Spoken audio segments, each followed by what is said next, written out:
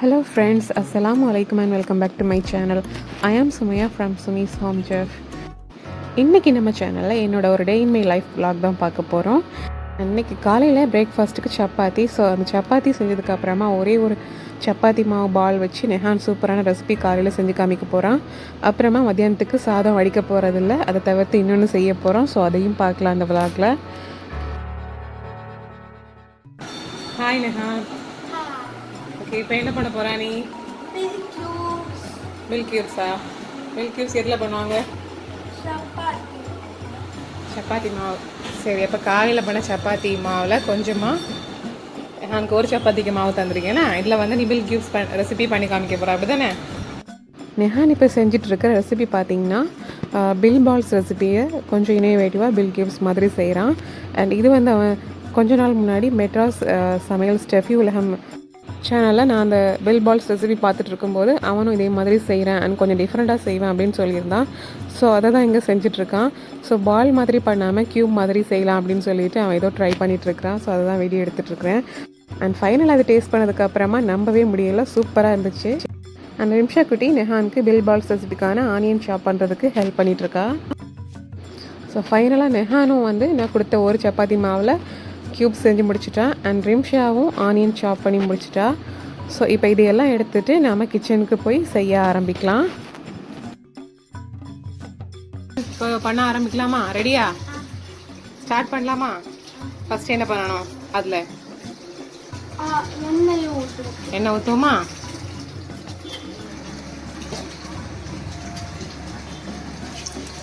இப்போ இதில் என்ன பண்ணணும்? போடு.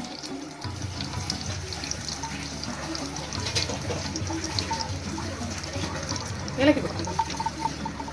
ஓகேண்ணா. இதை என்ன பண்ணணும்? ஃப்ரை பண்ணி எடுக்கணும். இப்போ நம்ம க்யூப்ஸாக போட்டிருக்கிறத நல்ல கோல்டன் கலர் வர்றது வரைக்கும் லோ ஃப்ளேமில் ஃப்ரை பண்ணி எடுக்கணும். அண்ட் நெஹான் கிட்ட ஏன் பில் பால்ஸ் பண்ணாமல் பில் க்யூப்ஸ் ரெசிபி பண்ணுறா அப்படின்னு டிஃப்ரெண்ட் கேட்டதுக்கு அவனோட பதிலை பாருங்கள். மில்க் கியூப்ஸ்னால் உருண்டு விழாத தட்டையிலேருந்து, அதனால தான் கியூப்ஸ். சரி சரி. ஸோ அவன் சாப்பிடும்போது பிளேட்டில் இருந்து உருண்டு விழாமல் இருக்கிறதுக்காக தான் நெஹான் வந்து பில் பால்ஸ் பண்ணுறதுக்கு பதிலாக பில் கியூப்ஸ் ரெசிபி பண்ணிகிட்ருக்கான். அண்ட் இதை ஃப்ரை பண்ணும்போது கம்ப்ளீட்டாக லோ ஃப்ளேமில் வச்சு நல்ல கோல்டன் ப்ரௌன் கலர் வர்றது வரைக்கும் ஃப்ரை பண்ணால் தான் அதை நம்ம சீவ் பண்ணுறதுக்கு கிறிஸ்பியாக இருக்கும். ஸோ அந்த மாதிரியே நம்ம ஃப்ரை பண்ணி எடுத்துக்கிறோம். இப்போ எடுத்துக்கலாமா இது ஆயிலேருந்து?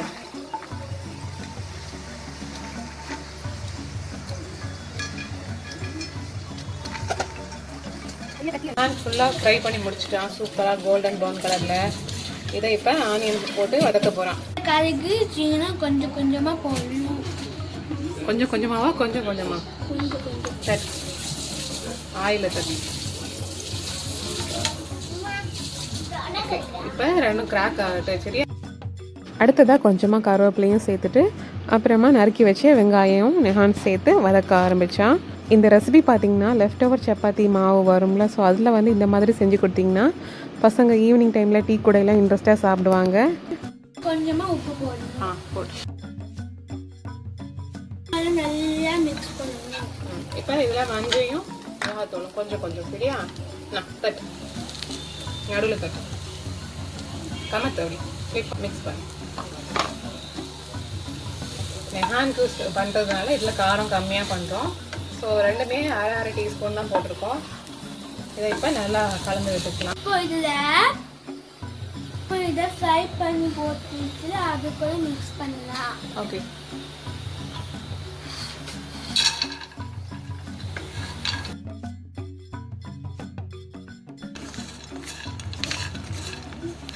பில் கியூப்ஸ் ரெடி ஆயிட்டு இதை எடுத்து பவுலில் தட்டலாம்.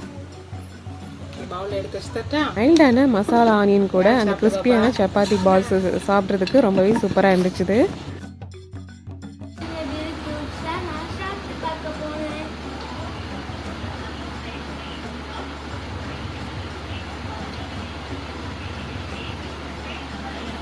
எப்படி இருக்கு? டேஸ்ட் எப்படி இருக்குன்னு சொல்லு.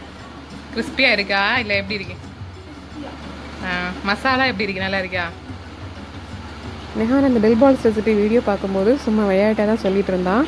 பட் அவன் நிஜமாவே சூப்பராக செஞ்சு முடிச்சிட்டான். Well done Nehan, super.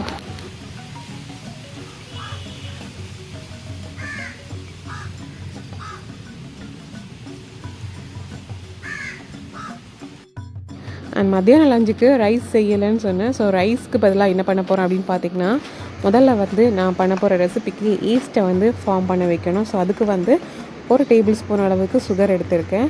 அதை இப்போ இந்த பவுலில் சேர்த்துக்கிறேன். அண்ட் இது கூடவே நான் இப்போ ஒரு 3/4 கப் அளவுக்கு பால் எடுத்து சேர்த்து நல்லா கலந்து விட போகிறேன். சுகர் நல்லா மிக்ஸ் ஆனதுக்கு அப்புறமா தான் நம்ம ஈஸ்ட்டை கலந்து விடணும். ஸோ இங்கே வந்து 1 டீஸ்பூன் அளவுக்கு ஈஸ்ட்டு சேர்க்குறேன். இதை வந்து லைட்டாக கலந்து விட்டால் போதும். லைட்டாக கலந்து விட்டுட்டு நம்ம மூடி வச்சாலே சூப்பராக ரைஸ் ஆயிரும். ஸோ இப்போ வந்து லைட்டாக மிக்ஸ் பண்ணி விட்டுட்டு இதை நாம் மூடி வச்சு ஒரு 15 மினிட்ஸ்க்கு அப்புறமா பார்க்க போகிறோம். ஸோ அப்போ வந்து நான் என்ன ரெசிபி பண்ண போகிறேன் மத்தியானத்துக்கு லஞ்சுக்கு அப்படிங்கிறத உங்ககிட்ட சொல்கிறேன். இப்போதைக்கு இதை 15 மினிட்ஸுக்கு மூடி வச்சுக்கலாம். ஸோ இந்த டைம் கேப்பில் வந்து நெஹான் கிளாஸில் இருக்கான். ஒரு கிளாஸ் முடியும் போது அவனுக்கு சின்ன இன்டர்வல் டைம் வரும். ஸோ 5 மினிட்ஸ் அந்த டைமில் அவனுக்கு ஃப்ரெஷ்ஷாக ஒரு கிரேப் ஜூஸ் போட்டு கொடுத்துடலான்னு சொல்லிட்டு கிரேப் ஜூஸ் பண்ணிகிட்ருக்கோம் நானும் ரிம்ஷாவும் சேர்ந்து. நெஹான் ஸ்கூலில் வந்து ஆன்லைன் கிளாஸ் வந்து மார்னிங் 11 o'clock ஸ்டார்ட் பண்ணுவாங்க. அண்ட் மார்னிங்கில் கிளாஸஸ் வந்து 12:30 மத்தியானம் முடியும். ஸோ அதுக்கிடையில் வந்து ஒரு 5 மினிட்ஸ் பிரேக் இருக்கும். ஸோ அந்த 5 மினிட்ஸ் பிரேக் டைம்லலாம் நான் இந்த மாதிரி ஏதாச்சும் ஃப்ரெஷ்ஷாக ஜூஸ் போட்டு கொடுத்துருவேன். ஸோ அவனுக்கு கொஞ்சம் எனர்ஜெட்டிக்காக இருக்கும் அடுத்த கிளாஸ் அட்டன் பண்ணுறதுக்கு. அதுக்காக தான் இப்போ நம்ம ஜூஸ் அரைச்சி எடுத்து வச்சு ஃபில்டர் பண்ணி நெஹானுக்கு கொண்டு கொடுத்துட்டு வந்துடலாம்.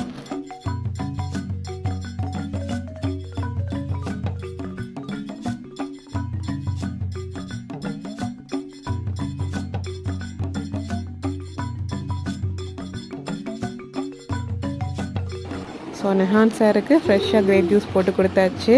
அண்ட் வெளியே பார்த்திங்கன்னா சூப்பராக மழை பெஞ்சு முடிஞ்சு இப்போ தான் வந்து லைட்டாக தூறல் போட்டிருக்குது. இப்போ ஒரு 4-5 டேஸாகவே ரொம்ப மழை பெஞ்சிட்டு தான் இருக்குது எல்லா இடமும். இப்போ வந்து நம்ம மத்தியானம் என்ன பண்ண போகிறோம் அப்படின்னு பார்த்திங்கன்னா, ரைஸ்க்கு பதிலாக குப்பூஸ் பண்ண போகிறோம். குப்பூஸ் கூடவே broasted chicken and finger chips அப்புறமா வந்து மயோனைஸ்லாம் வச்சு சாஸ்லாம் வச்சு சாப்பிட போகிறோம். ஸோ நான் இங்கே வந்து பார்த்திங்கன்னா 1/2 kg மைதாவும் 1/2 kg கோதுமை மாவும் வச்சு குப்பூஸ் பண்ணலாம், ட்ரை பண்ணி பார்க்கலான்னு சொல்லிட்டு எடுத்துகிட்ருக்கேன். இதே மாதிரி நம்ம கோதுமை மாவு மட்டும் யூஸ் பண்ணியோ இல்லைனா வந்து மைதா மட்டும் யூஸ் பண்ணியோ கூட செஞ்சுக்கலாம். ஸோ 1 kg மாவுக்கு வந்து நான் 1 டீஸ்பூன் ஈஸ்ட்டு தான் சேர்த்து செய்ய போகிறேன். இப்போ தேவையான அளவுக்கு உப்பு சேர்த்துட்டு இதில் வந்து ஒரு 2 டேபிள் ஸ்பூன் அளவுக்கு லைட்டாக ஆயில் விட்டுட்டு அப்புறமா நாம் ரைஸ் பண்ண வச்சுருக்க ஈஸ்ட் அதை வந்து சூப்பராக நல்லாவே ரைஸ் ஆகிருக்குது. ஸோ அதையும் சேர்த்துட்டு முதல்ல நல்லா மிக்ஸ் பண்ணி எடுக்க போகிறேன். அண்ட் எப்போவுமே மத்தியானம் இந்த மாதிரிலாம் பண்ணுறதில்ல. இது வந்து ஜஸ்ட் ஒரு நாள் மட்டும் இந்த மாதிரி நம்ம ரைஸ்க்கு பதிலாக இப்படி சாப்பிட்டு பார்க்கலாமே அப்படின்னு சொல்லிட்டு எல்லாருமே டிசைட் பண்ணி தான் இன்றைக்கி இப்படி செஞ்சிட்ருக்கோம். அண்ட் என் கூடவே என்னோடய மைனி அவங்க ஃபேமிலியோடு சேர்ந்து தான் இந்த ப்ரிப்ரேஷன் நடந்துகிட்ருக்குது. நான் இங்கே வந்து குப்பூஸ்க்கு ரெடி பண்ணிகிட்டு இருந்தேன். அதே மாதிரி என்னோடய மைனி வந்து சிக்கன் ப்ரோஸ்டட் சிக்கனுக்கு வந்து மேரினேட் பண்ணிலாம் எடுத்துகிட்டு வந்திருந்தாங்க. அதே மாதிரி ஃப்ரெஞ்ச் ஃப்ரைஸ் வந்து ஹாஃப் ஃப்ரை பண்ணி அதையும் எடுத்துகிட்டு வந்தாங்க ஃப்ரீசரில் வச்சு. ஸோ ப்ரீவியஸ் டேயே அவங்க வந்து ஹாஃப் ஃப்ரை பண்ணி வச்சுட்டாங்க. ஸோ அகெயின் வந்து நம்ம ஒரு வாட்டி கூட ஆயிலில் ஃப்ரை பண்ணி எடுக்கிறதா பேலன்ஸ் அந்த மாதிரி. இப்போ நல்லா மாவை பிசைஞ்சு எடுத்ததுக்கு அப்புறமா லைட்டாக அகெயின் ஆயில் விட்டு நல்லா பிசைஞ்சு எடுக்கணும். ஸோ ரொம்ப சாஃப்டாக வரணும். அதனாலேயே நம்ம இதை ரொம்ப நேரம் நல்லா பிசைஞ்சு இந்த மாதிரி செஞ்சு எடுத்துக்கலாம். கிட்டத்தட்ட சப்பாத்தி மாவை விட இன்னும் கொஞ்சம் சாஃப்டான டெக்ஸ்டர் வர்றது மாதிரி இருக்கணும். இப்போ இதை வந்து டபுள் அமௌண்ட் ஆகிறது வரைக்கும் மூடி வச்சு எடுத்தாச்சு. ஸோ சூப்பராக வந்து டபுள் சைஸில் வந்திருக்குது. இப்போ நாம் இதை கொஞ்சம் லைட்டாக அகெயின் பிசைஞ்சிட்டு சின்ன சின்ன பால்ஸாக எடுத்துக்கலாம் குப்பூஸ் பண்ணுறதுக்கு. ஸோ சப்பாத்தியை விட கொஞ்சம் திக்காக தான் ரோல் பண்ணி எடுக்கணும். அப்போ தான் நம்ம சுடும்போது நல்லா உப்பி வரும். இந்த மாதிரி நம்ம செஞ்சு எடுக்கிறத ஷவர்மா ரெசிபிக்கு கூட யூஸ் பண்ணிக்கலாம். ஷவர்மாக்கு பித்தா பிரெட் பண்ணுறதுக்கும் இந்த மாதிரி தான் செய்வாங்க. இப்போ நாம் டஸ்டிங் பண்ணுறதுக்கு கொஞ்சமாக கோதுமை மாவு எடுத்து வச்சுருக்கேன். ஸோ இப்போ நான் வந்து ரோல் பண்ண ஆரம்பிக்க போகிறேன். ஸோ நான் சொன்னது மாதிரியே சப்பாத்தியை விட கொஞ்சம் திக்கான லேயராக தான் ரோல் பண்ணி எடுக்கிறேன்.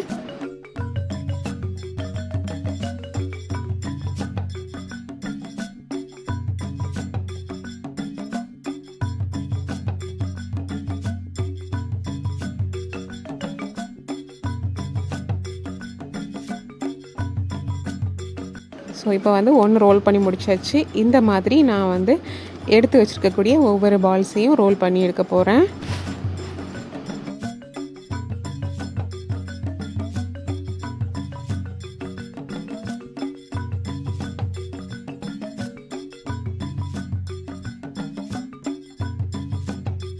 இன்னொரு பக்கம் என்னோடய மாமி வந்து ஸ்டவ் ஹீட் பண்ணி சுட ஆரம்பிக்கிறாங்க. ஸோ சுடும்போது மீடியம் ஃப்ளேமில் ஸ்டார்டிங்கில் வச்சுட்டு அது கொஞ்சம் உப்பி வர ஆரம்பிக்கும் போது லைட்டாக வந்து மீடியம் ஃப்ளேம்ந்து ஹை ஃப்ளேமுக்கு சேஞ்ச் பண்ணினீங்கன்னா இந்த மாதிரி சூப்பராக நல்லா உப்பி வந்துடும். ஸோ இந்த மாதிரி நாம் பரத்தி வச்சுருக்கக்கூடிய எல்லா குப்பூஸையும் சுட்டெடுக்க வேண்டியதுதான். ரொம்பவே சூப்பராக வந்துச்சுது.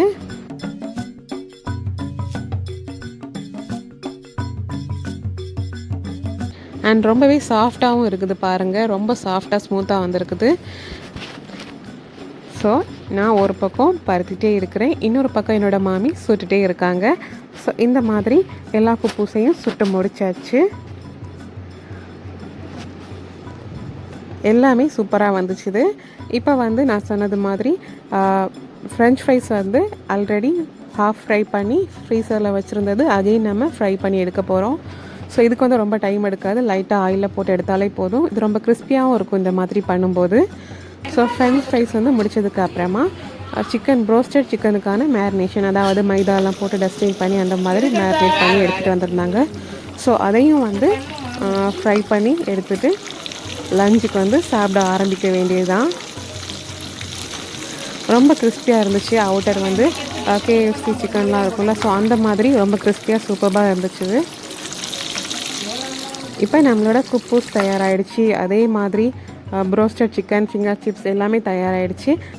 அப்புறமா கார்லிக் சாஸும் ரெடி பண்ணி ப்ரீவியஸ் டேயே செஞ்சு ஃப்ரிட்ஜில் வச்சாச்சு. ஸோ இப்போ லஞ்சு சாப்பிட வேண்டியதுதான். ஸோ லஞ்சுக்கு வந்து இதெல்லாம் தான் எங்களுக்கு இன்றைக்கி மெனு. ஸோ கொஞ்சம் வித்தியாசமாகவே இருந்தது இந்த மாதிரி சாப்பிட்றதுக்கு. பாருங்கள் குப்பூஸ் எந்த மாதிரி சூப்பராக வந்திருக்குன்னு. உள்ளாடி இந்த மாதிரி பவுச் அந்த மாதிரி வந்துச்சுன்னா நம்ம செஞ்சுருக்க குப்பூஸ் ரொம்பவே பெர்ஃபெக்டாக வந்திருக்குன்னு நாம் நினச்சிக்கலாம். ஓகே, இப்போ வந்து நாங்கள் எல்லோரும் சூப்பராக வித்தியாசமான ஒரு லஞ்ச் வந்து சாப்பிட்டுட்டு இருக்கோம். அண்ட் எனக்கு வந்து இதையெல்லாம் எந்த மாதிரி அரேஞ்ச் பண்ணி சாப்பிடணும்னு தெரியலை, எனக்கு பசங்க தான் சொல்லி கொடுத்தாங்க. அதில் என்ன ஸ்பெஷல் அப்படின்னு பார்த்தீங்கன்னா, ஃப்ரெஞ்ச் ஃப்ரைஸை டொமேட்டோ கெச்சப்லையும் சிக்கனை வந்து கார்லிக் சாஸ்லையும் டிப் பண்ணதுக்கு அப்புறமா அதை ரெண்டையும் சேர்த்து குப்பூஸ்க்கு உள்ளாடி வச்சு ரோல் பண்ணி சாப்பிடணும் அப்படின்னு சொல்லிட்டு நான் அதே மெத்தடில் ஃபாலோ பண்ணி சாப்பிட்டு பார்த்தேன். சூப்பர் காம்பினேஷனாக இருந்துச்சு. ஸோ நீங்களும் இது வரைக்கும் அந்த மாதிரி ட்ரை பண்ணது இல்லைன்னா ட்ரை பண்ணி பாருங்கள், ரொம்பவே அருமையாக இருக்கும். ஸோ சூப்பரான மத்தியான லஞ்ச் வந்து முடிஞ்சிடுச்சு. ஃப்ரெண்ட்ஸ், நான் சொன்னது மாதிரி நீங்கள் இந்த ரெசிபியை வந்து கம்ப்ளீட்டாக ஹோல் வீட்லேயும் செஞ்சுக்கலாம், இல்லைனா மைதாலையும் செஞ்சுக்கலாம். நான் இங்கே வந்து ஹாஃப் அமௌண்ட் மைதா, ஹாஃப் அமௌண்ட் கோதுமையில் செஞ்சதுக்கப்புறமும் ரொம்பவே சூப்பராக சாஃப்டாக வந்துருச்சுது. ஸோ பார்த்துட்டு மறக்காமல் ட்ரை பண்ணி பாருங்கள்.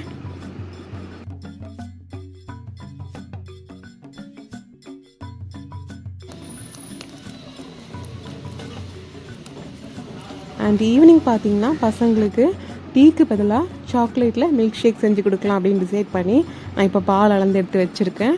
ஸோ இதில் வந்து 3 கிளாஸ் இருக்கும். 3 கிளாஸுக்கு தக்கன நான் வந்து சுகர் சேர்த்துட்டு அப்புறமா சாக்லேட் சிரப் சேர்த்தேன். ஸோ சாக்லேட் சிரப்புக்கு பதிலாக நீங்கள் சாக்லேட் மெல்ட் பண்ணி கூட சேர்த்துக்கலாம்.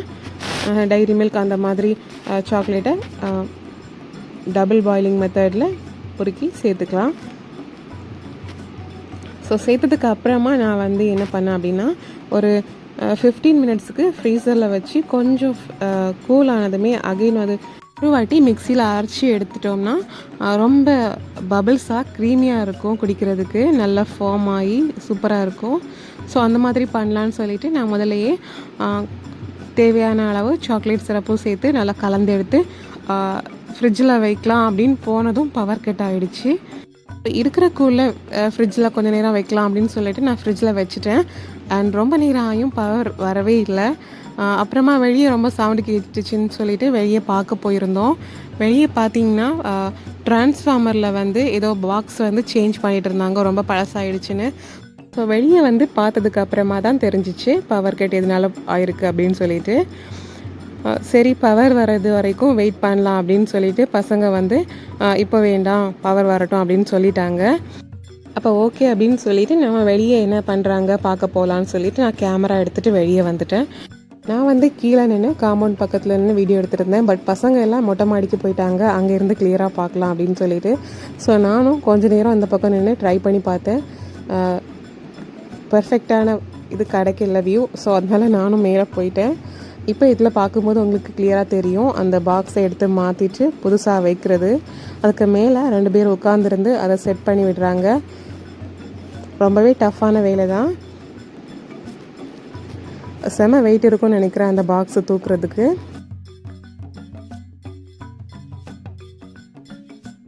அண்ட் நெஹான் ரிம்ஷா குட்டி 2 பேருமே ரொம்ப எக்ஸைட்டடாக எப்படி ஃபிக்ஸ் பண்ணுறாங்க எப்படி செட் பண்ணுறாங்கன்னு பார்த்துட்டு இருந்தாங்க.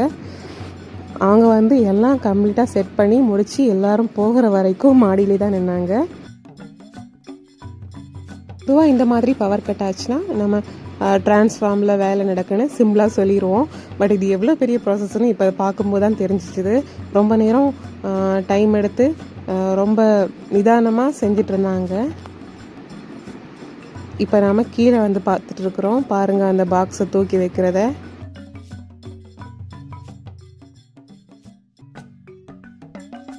கம்ப்ளீட்டாக செட் பண்ணி அப்புறமா இவங்க எல்லாம் கிளம்பி அகெயின் ஒரு 30 மினிட்ஸ்க்கு அப்புறமா தான் பவர் வந்துச்சுது.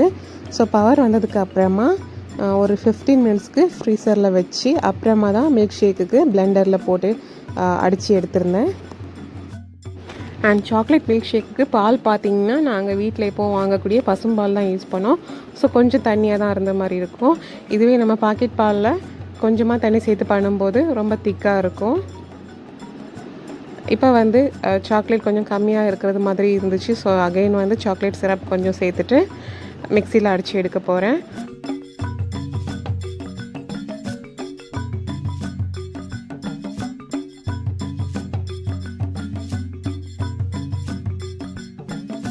அவ்வளோதான், ரொம்ப ஈஸியாக சிம்பிளாக செஞ்சு முடிச்சாச்சு. இப்போ பசங்களுக்கு கொடுக்கறதுக்கு லைட்டாக வந்து அந்த கிளாஸை வந்து சாக்லேட் சிரப்பால் டெக்கரேட் பண்ணிக்கிறேன். இந்த பசும்பாலில் செஞ்சது ரொம்பவே திக்காக இல்லைனாலும் டேஸ்ட்டாக இருந்தது. அதே மாதிரி பாக்கெட் பாலில் செஞ்சால் கொஞ்சம் திக்காக இருந்திருக்கும். அவ்வளோதான் டிஃப்ரெண்ட். பட் சூப்பராகவே இருந்தது. இதுவும் க்ரீமியாக மிக்சியில் நம்ம ஒரு வாட்டி அடித்ததுனால சூப்பராக இருந்துச்சு. ஓகே ஃப்ரெண்ட்ஸ், இதோட இந்த விளாக் நான் முடிச்சுக்க போகிறேன். இந்த வீடியோ பிடிச்சிருந்தா வீடியோக்கு மறக்காமல் லைக் போடுங்க, ஷேர் பண்ணுங்கள், கமெண்ட் பண்ணுங்கள். இன்னும் நிறைய இன்ட்ரெஸ்டிங்கான ரெசிபிஸ் பார்க்குறதுக்கு என்னோடய சேனலை மறக்காமல் சப்ஸ்கிரைப் பண்ணிக்கோங்க. இந்த நாள் இனிய நாளாக அமையட்டும். தேங்க்யூ ஸோ மச் ஃபார் வாட்சிங்.